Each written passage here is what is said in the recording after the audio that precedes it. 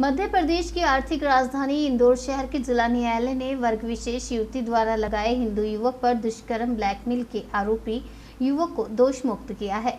दरअसल वर्ग विशेष युवती द्वारा परदेशीपुरा थाना पर हिंदू युवक के ऊपर ब्लैकमेलिंग व दुष्कर्म की एफआईआर दर्ज कराई थी, जिसमें युवती ने युवक पर अश्लील फोटो से ब्लैकमेलिंग कर दुष्कर्म का आरोप लगाया था, जिस पर थाना परदेशीपुरा ने युवक पर दुष्कर्म व ब्लैकमेलिंग की एफआईआर दर्ज की थी। आरोपी युवक के एडवोकेट कृष्ण कुमार कुन्हारे की माने तो न्यायालय के सामने युवती के बयान बदलने व आरोपी युवक के द्वारा युवती की चैटिंग में मिले सबूत व एडवोकेट कृष्ण कुमार कुन्हारे के तर्क को सुनते हुए कोर्ट ने दुष्कर्म व ब्लैकमेलिंग के आरोप में युवक को दोष मुक्त किया है।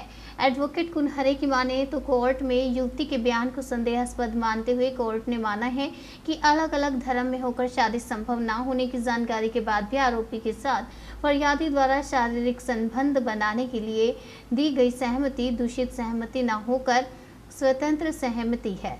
परदेशीपुरा थाने में एक मामला आया था, एक पीड़ित ने जो है ब्लैकमेल करने का जो मामला था, किस तरह का जो है मामला आज ये वर्ग विशेष की युवती है।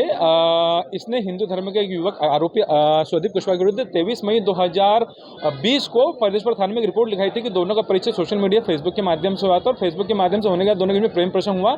युवक ने कथित पीड़िता के फोटो ले लिए और फोटो दिखाकर उसको वायरल करने की धमकी देकर उसके साथ लगातार ब्लैकमेल करके उसका दुष्कर्म करके बलात्कार करता रहा। अब इसके बाद इसकी जांच एफआईआर लिखने के बाद में इसकी जांच करती महिला था अपने परदेशीपुरा थाने की सब इंस्पेक्टर रेखा चौधरी ने। उस रेखा चौधरी ने फिर युवती के 7 दिन बाद माननीय न्यायालय में धारा 164 के बयान कराया। वो 164 के बयान उस एफआईआर से बढ़ चढ़ करा दिए।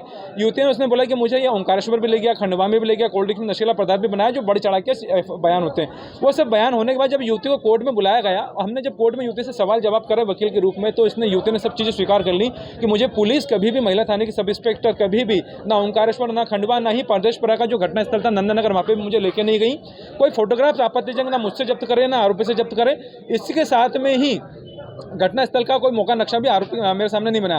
पूरे प्रकरण को देखते हुए जो हमने कोर्ट के सामने एक महत्वपूर्ण बिंदु ये रखा युवती की हरकत दिखाने के लिए कि युवती ने कोर्ट पेशी तारीख के पहले आरोपी को मैसेज करके व्हाट्सएप पे ये बोला था कि अगर आज कोर्ट में पेशी लगती है तो मैं जज साहब के सामने रोऊंगी और जज साहब को भी ब्लैकमेल करूंगी।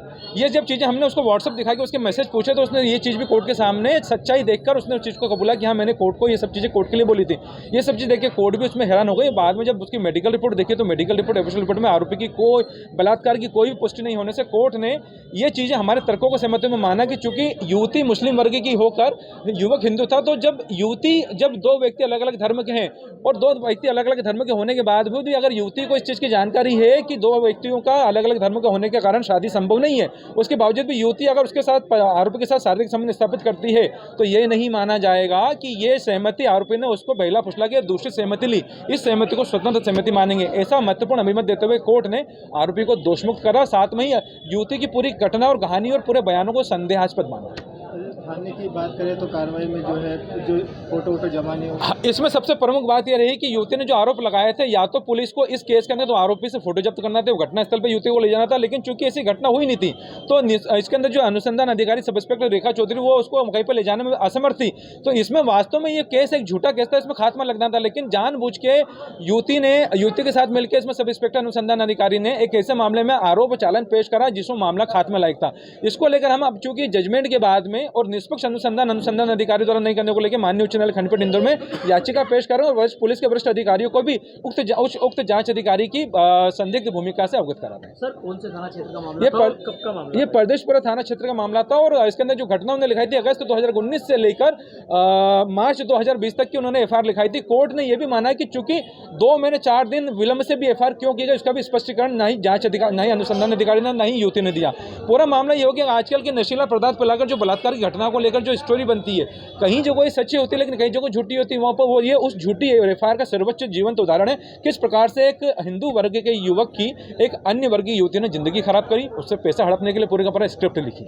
सर ये कौन से जो है कोर्ट में जज साहब ने लिया? ये श्रीमान विशेष न्यायाधीश महोदय चारुलता दांगी साहब के न्यायालय ने आरोपी को दोषमुक्त करा है 2 धर्मों के और इसको धर्मों को लेकर ये भी अभिमत दे दिया है जो मैंने आपको बताया। साथ में पूरी घटना को संदेहास्पद माना है। एफएसएल रिपोर्ट के अंतर्गत भी कोई मेडिकल की पुष्टि नहीं हुई और साथ में ही रिपोर्ट भी लेट लिखी गई है। पूरी सब चीज़ों को मानते हुए इन्होंने हमारे जो युवक आरोपी स्वदीप कुशवाहा को बरी किया।